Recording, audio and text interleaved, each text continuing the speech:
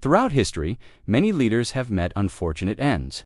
Take, for example, Ivan the Terrible, who died after falling down a flight of stairs, or King George II of England, who had an unfortunate run-in with a horse. Then there's Mao Zedong, who was just generally unhealthy for most of his life and never really recovered from a bout of malaria that he caught in his youth. Even more recently, Kim Jong-il met his demise while riding a train, reportedly suffering a heart attack at the controls. But of all these stories, one has got to be the strangest. And it's the story of how Napoleon Bonaparte died, which is not only weird, but also perhaps a little bit embarrassing for France.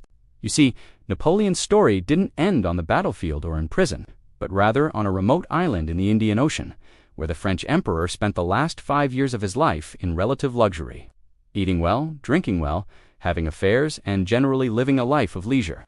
So, how did this master of war and military tactics end up on an island halfway around the world? Well, you'll find out right now on this channel. Napoleon's final exile began in 1814, when he was forced to abdicate the throne following a series of military defeats. The victorious Allies, led by Britain and Prussia, initially planned to imprison him on the island of Saint Helena in the South Atlantic. But Napoleon escaped before he could be shipped off there. He made it only as far as the island of Elba off the coast of Italy, which the British quickly recaptured. With Napoleon's escape thus foiled, the Allies had no choice but to send him into exile on the remote island of Saint Helena. The journey was long and arduous and took several months, and upon arriving, Napoleon was initially furious. "This is not an island fit for a dog," he exclaimed upon first seeing it. But gradually he came to appreciate its relative tranquility.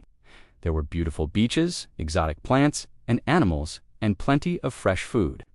In fact, his meals were so good that he put on over 40 pounds during his first year there. Napoleon spent much of his time walking along the coast, having affairs with local women, and driving his carriage. He also corresponded with various people back in Europe, including his wife Josephine, who had been allowed to keep her title and possessions.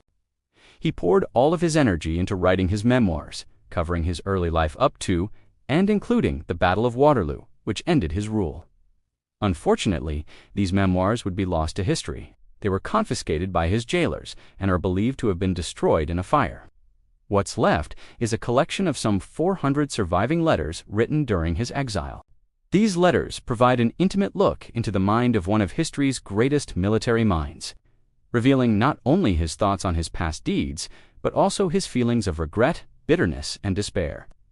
He longed to return to France and even made 2 attempts to escape, but both times his plans were discovered and foiled. Gradually, Napoleon's health began to decline. He suffered from stomach ailments and ultimately developed cancer, probably of the stomach.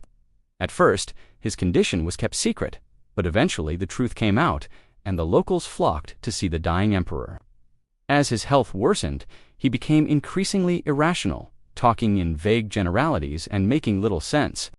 On May 5, 1821, he suffered a seizure and died 2 days later at age 51.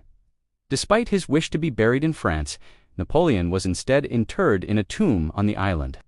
His remains were finally returned to France 20 years later in 1840. Today, the island of Saint Helena is a UNESCO World Heritage Site and a popular tourist destination. But there is little evidence left of Napoleon's presence there.